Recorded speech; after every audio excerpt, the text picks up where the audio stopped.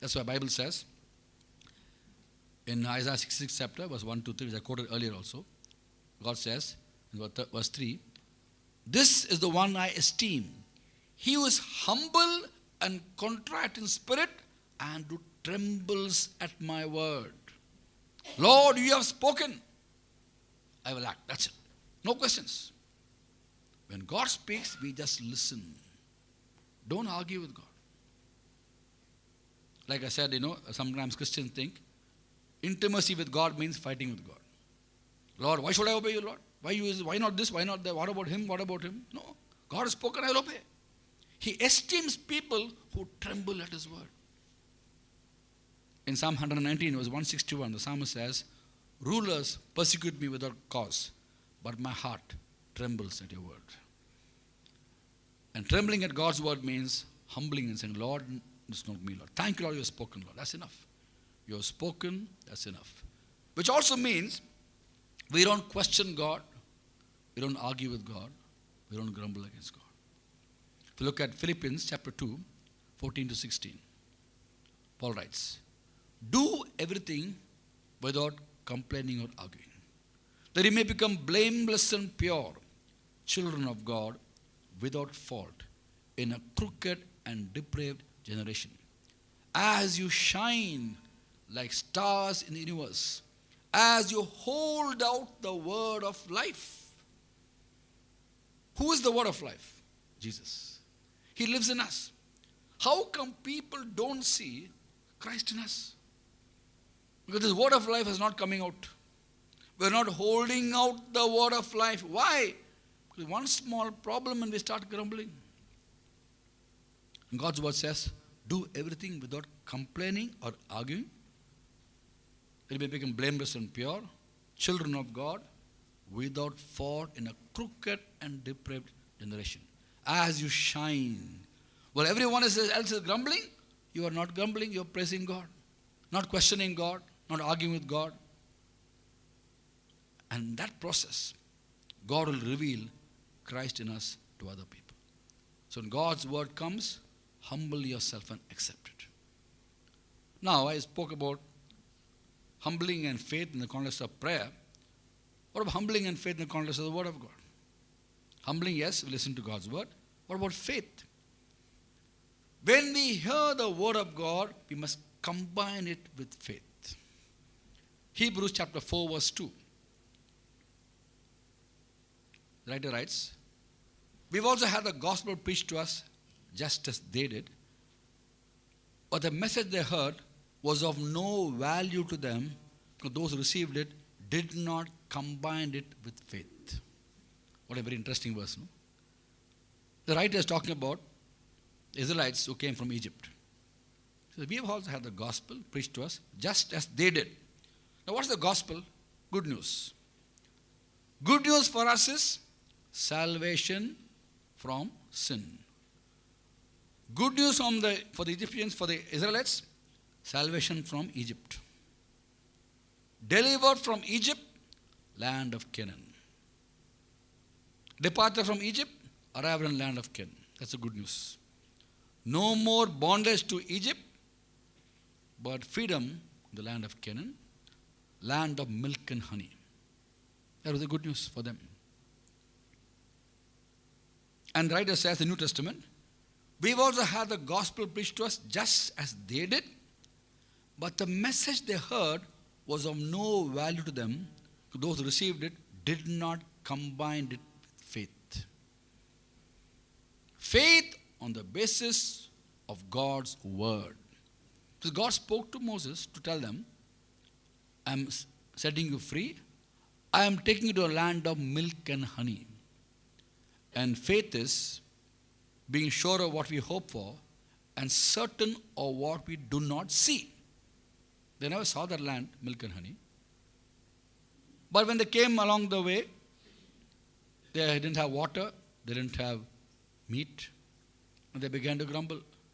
In Egypt we had garlics, onions, leeks, melons, fish. But here, miserable food. Okay? They didn't combine the word by faith. Oh, but Moses said, milk and honey. Where's the milk and honey? only miserable food here. They are missing all the, imagine, garlic, onions, leeks they're missing in Egypt. They forgot they delivered from bondage.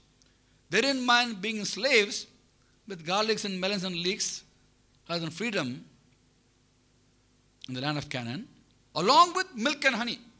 They forgot about milk and honey because they didn't receive it by faith. In the same way, when the word of God comes to us, we have to combine it with faith. And faith is a gift from God. Romans 12:3. Paul writes, we all have a measure of faith which God has given us. He has given us a measure of faith, every one of us. So ask Him to increase that measure. Lord, I want more faith. Faith to accept the word of God as the word of God. Let's not be like the Israelites in those days. That's why the Lord reveals the word to people who are like children, who have no pride, humble, teachable, moldable, and simple faith. How a child simply has implicit faith in the parents. Where the parents go, they go. They don't ask, where are you going? Small children talk. When you grow old, of course, problems come. They want to go their own way. But a little child holding on to mummy doesn't know where the mummy is going. As long as I'm holding my mummy, it doesn't matter where she goes. Faith. These are all qualities children have. Faith in the parents that they will do what is best for them. Now, the Bible says about Paul, who went to Thessalonica. When he went there, he was there for 3 weeks. 3 Sabbath days. He shared the word of God. And Thessalonians accepted Christ. But there was persecution. When there was persecution, Paul had to leave. He went away to Berea.